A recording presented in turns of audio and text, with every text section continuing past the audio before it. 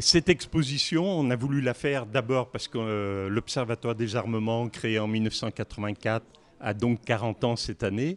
Et c'était une manière d'aller vers le grand public et toucher d'autres gens avec d'autres modes d'expression que le mode d'expression traditionnel de l'Observatoire depuis 40 ans, qui est un mode d'expression à travers les écrits, les interpellations des élus, des journalistes, des médias au sens large. Là, c'était pour toucher un autre public et l'interpeller à une période où la guerre est revenue dans le discours politique en France. L'Observatoire des armements, donc c'était pour jouer sur le jeu de mots. Quand on l'écrit, l'Observatoire des armements, et ça donne l'Observatoire des armements quand on le dit de manière rapide. Mais c'est à la fois un jeu de mots et ça indique quand même dans quelle direction on va. Donc on a voulu créer cet observatoire qui au départ s'appelait Centre de documentation et de recherche sur la paix et les conflits, pour justement, dans une période où il n'y avait pas de débat en France sur ces questions-là, sur les questions de défense militaire, d'armement nucléaire, de transfert d'armement, alors que la France joue un rôle extrêmement important dans ce domaine-là. Il faut le rappeler, la France est second exportateur au niveau mondial. Donc si on ramène par habitant, par Français, Françaises, on est les premiers. On est devant les États-Unis. Les parlementaires ne discutent jamais de ces questions. La société civile, encore moins. Quand il y a des ventes d'armes, c'est toujours présenté comme ça apporte de l'emploi, c'est très bien pour les finances, mais jamais à quoi servent ces armes, contre qui elles sont utilisées. Et le second axe, c'est autour de l'armement nucléaire. La France est aussi la 4e puissance nucléaire dans le monde. C'est quelque chose qui, au niveau budgétaire, est énorme. Pendant qu'on dépense de l'argent pour ça, on ne le dépense pas pour les biens communs, on va dire, santé, éducation, etc., qui sont des facteurs de paix. Alors que l'armement nucléaire est facteur d'insécurité au niveau mondial.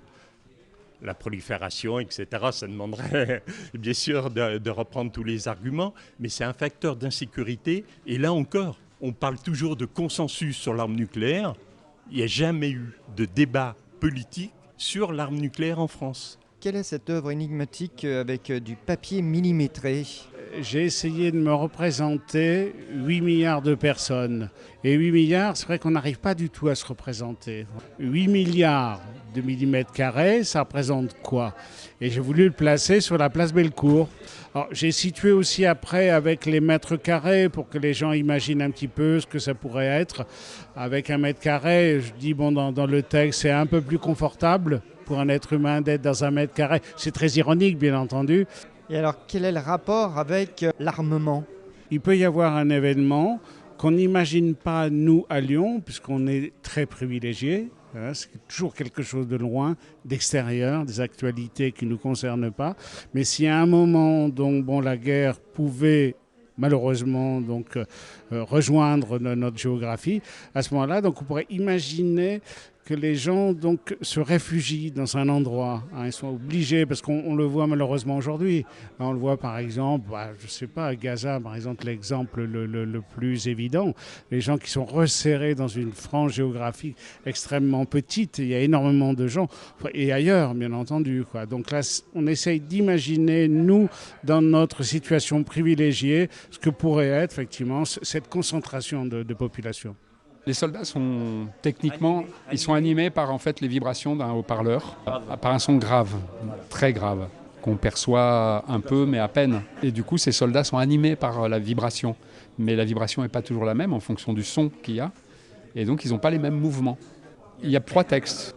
Un texte où il est question de la falsification du mot ville, notamment une ville en guerre, qui n'est plus rien en fait, qui est détruite, et dont on continue à dire qu'il y a une ville. Or, il n'y a plus de ville.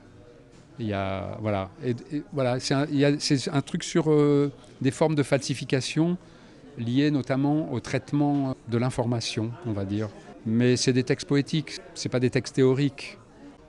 Et alors, depuis 40 ans, quel a été le résultat ? Parce que pour l'instant, on ne peut pas dire que la France ait arrêté de produire des armements. Non, la France est toujours très impliquée dans le domaine nucléaire et fait reposer sa place dans le monde sur le militaire. Mais quand même, au bout de 40 ans, il y a eu des avancées dans les 2 domaines. Au niveau des transferts d'armement, il y a eu déjà de la transparence. Avant, on ne savait pas à qui la France vendait des armes. Maintenant, il y a un rapport qui est fait au niveau parlementaire. Donc, tous les parlementaires sont au courant de ce que vend la France à quel pays. Et donc, du coup, peuvent s'en saisir. Et les citoyens aussi. Et surtout sur l'armement nucléaire, où on a obtenu des avancées, la France, pour mettre en place son arsenal nucléaire, a procédé à des essais nucléaires, des explosions nucléaires en grandeur nature. Elle en a fait 210 qui ont été faits en partie dans le Sahara algérien, du temps où la France occupait l'Algérie, et la majeure partie dans la Polynésie française, donc c'est-à-dire de l'autre côté de la Terre. Des bombes qui représentaient la plus forte 170 fois celle d'Hiroshima, pour se donner un ordre de grandeur, a des conséquences, bien sûr, au niveau de l'environnement, mais surtout au niveau sanitaire, à la fois pour les populations qui habitent aux alentours. On parle du Sahara algérien, du désert. Non, il y avait des villages qui étaient à côté des lieux d'explosion. Et donc, avec des gens qui habitaient dedans. En Polynésie, c'est pareil. Il y a eu des explosions, et ça a pu être démontré après par notre travail, où le nuage issu de l'explosion a recouvert toute la Polynésie. Parce que les vents, ils ne font pas ce qu'on veut. Même si, voilà, donc le nuage est parti avec des retombées radioactives au-dessus des populations. Et donc, nous, on s'est battu dès la création de l'Observatoire, donc à partir des années 90, pour faire reconnaître cette question-là. Parce que ça ne faisait pas partie du débat public.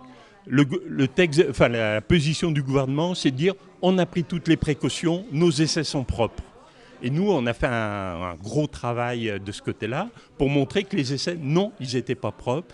Et quelle que soit la quantité de radioactivité qui retombe sur les gens, ça a des conséquences en termes de développement des cancers, de manière voilà, un peu caricaturale, mais c'est vraiment de cet ordre-là. Et donc, ce qui a permis, au bout d'une bonne vingtaine d'années, les 20 premières années, 90 jusqu'en 2010, d'obtenir une loi d'indemnisation et de reconnaissance des victimes des essais nucléaires par le gouvernement français. Donc ça a été vraiment une bagarre parce qu'il ne voulait pas reconnaître que ces essais avaient pu attenter à la sécurité de sa population au niveau sanitaire, bien évidemment. Donc voilà, ça a été vraiment un travail qui a été important, qui se poursuit parce qu'obtenir une loi, c'est une forme de victoire, bien évidemment, mais après, il faut que la loi soit mise en œuvre et permette d'indemniser réellement les victimes. Et ça, c'est un travail qui continue encore, parce que la loi, donc 2010, on est en 2020, donc 2024, même 14 ans, il n'y a eu que 1000 personnes qui ont été reconnues comme victimes des essais nucléaires, alors que la réalité, ça se compte en dizaines de milliers de personnes. Et donc, il y a encore tout ce travail qui est en train de se faire pour arriver à ce que le maximum de victimes soient reconnues et indemnisées.